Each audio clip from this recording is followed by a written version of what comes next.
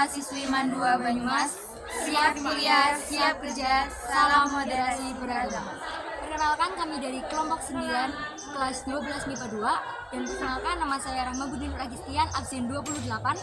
Saya di Astia Aprilia dari absen 14. Saya Rosiana Nurul dari absen 34. Di sini kami akan memaparkan terkait asal-usul, strategi dakwah, ibrah yang dapat diambil, dan juga tempat makom dari Sunan Gunung Jati. Asal-usul Sunan Gunung Jati. Sunan Gunung Jati memiliki nama asli yaitu Syarif Hidayatullah.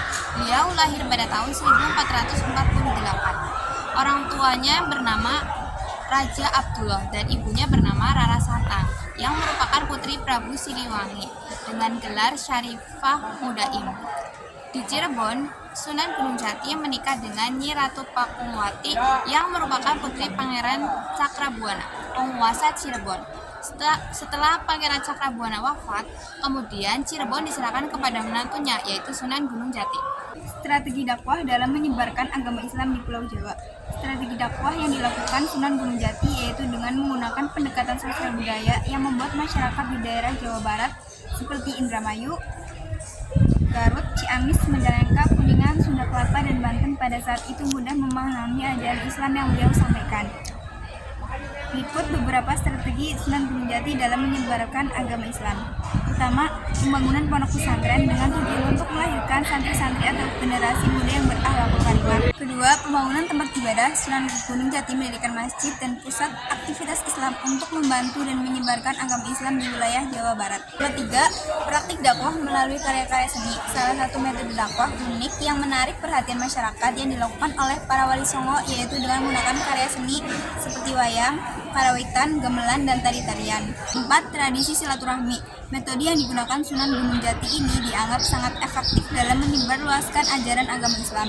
Berinteraksi dengan masyarakat merupakan kesempatan yang digunakan beliau untuk menciptakan lingkungan yang akrab, hangat, serta nyaman.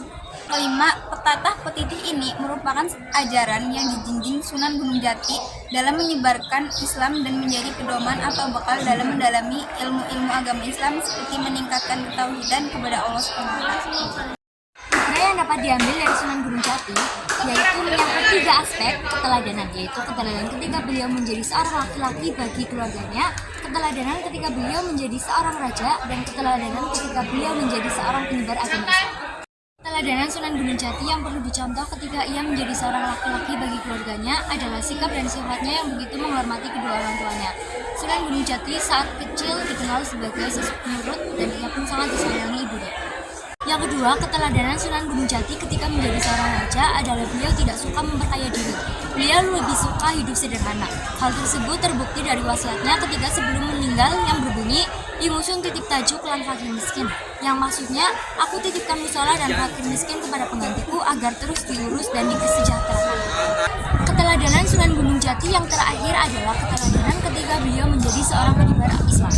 Beliau menyebarkan Islam dengan pendekatan yang lembut seperti dengan menyantuni orang miskin, mengobati yang sakit, dan menyampaikan syiar agama dengan pendekatan budaya dan lain sebagainya. Makam Sunan Gunung Jati. Makam Sunan Gunung Jati terletak di Desa Astana, Kecamatan Gunung Jati, Kabupaten Cirebon, Provinsi Jawa Barat. Makam Sunan Gunung Jati berjarak kurang lebih 6 km ke arah utara dari kota Cirebon. Ia wafat tahun 1568 dan dimakamkan di tanah Cirebon. Sekian pemaparan tugas SKI dari kami. Kurang lebihnya mohon maaf. Wassalamualaikum warahmatullahi wabarakatuh.